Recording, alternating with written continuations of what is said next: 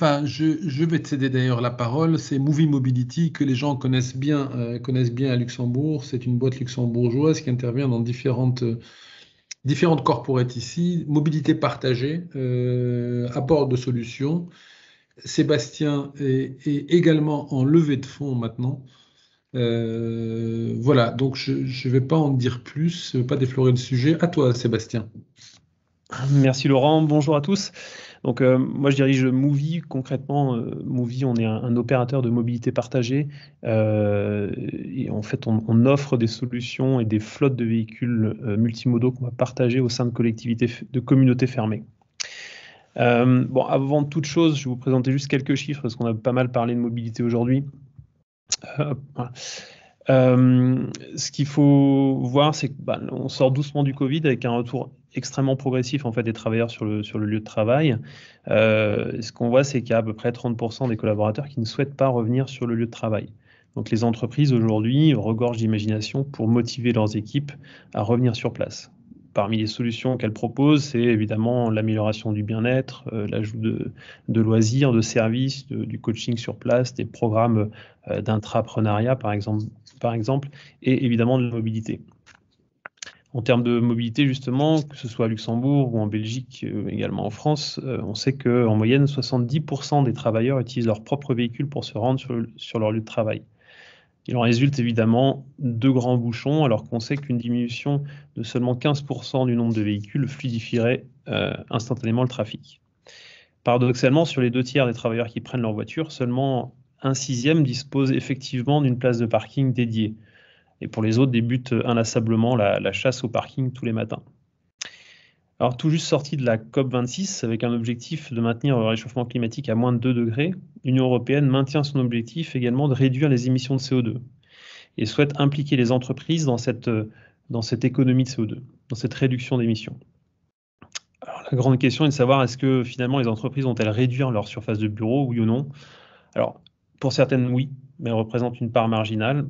Mais pour la plupart d'entre elles, leur problématique, c'est de trouver des solutions à leurs problématiques RH et RSE, à savoir recruter des talents, les conserver, tout en réduisant aussi leur impact carbone global. Alors vous, en tant que promoteur, développeur ou gérant, comment réussir à retenir les entreprises dans vos espaces?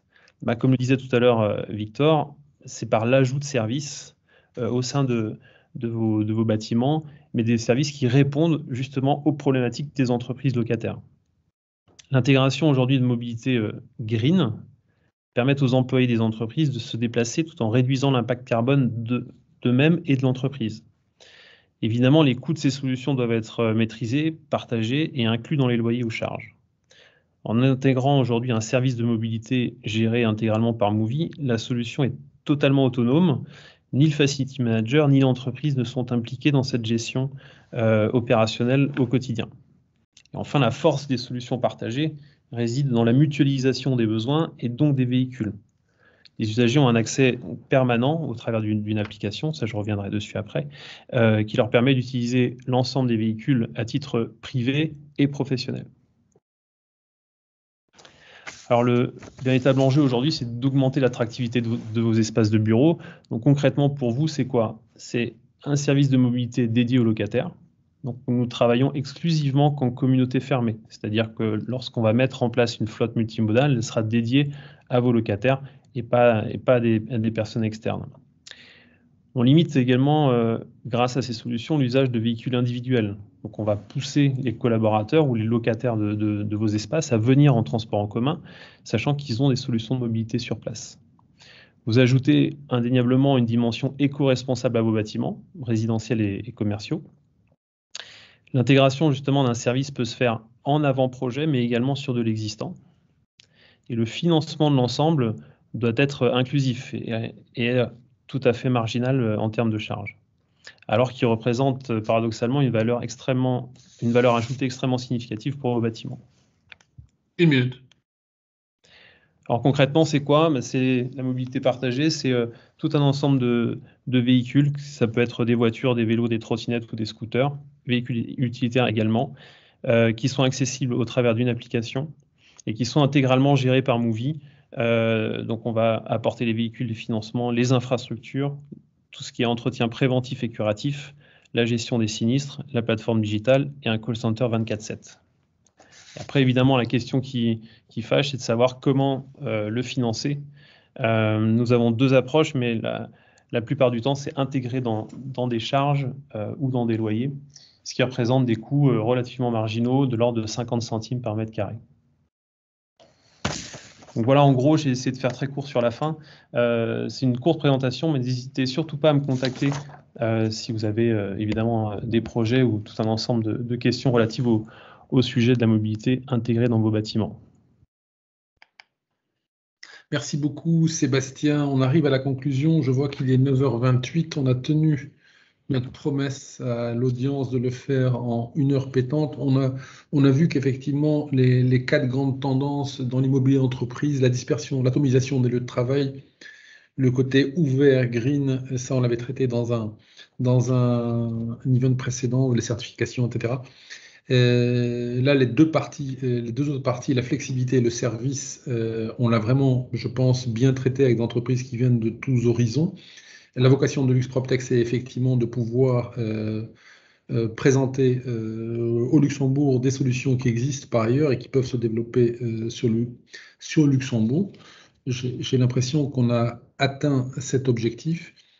Et en conclusion, je dirais que LuxPropTech, comme les bâtiments de bureau 2.0, on discute avec le board pour passer à un LuxPropTech 2.0 au sortir de cette pandémie. Nous avons fait une dizaine d'events sur des thèmes spécifiques liés à la tech dans l'immobilier, mais c'était des webinars. Maintenant, on souhaite accélérer la cadence. Ça veut dire passer sur des events, continuer sur des events éducationnels, donc vraiment des petits déjeuners en webinar ou des déjeuners avec des gros players qui viennent faire le commentaire quant à la tech qu'ils intègrent dans leurs activités, et des événements plus networking, ce qu'on ne peut pas réellement faire dans le cadre de ces webinars ou dû à la pandémie, donc des after-work. Là, on va essayer de doubler le nombre d'events l'année prochaine. On a également quelques surprises qu'on va présenter à toute notre communauté en termes d'organisation d'événements de plus grande taille. Voilà, je vous remercie à tous. Je vois qu'il est 9h30 précise. J'espère que vous avez été satisfaits de cette présentation et nous vous attendons sur le prochain event qu'on annoncera sur les réseaux sociaux. Merci, bonne journée à tous.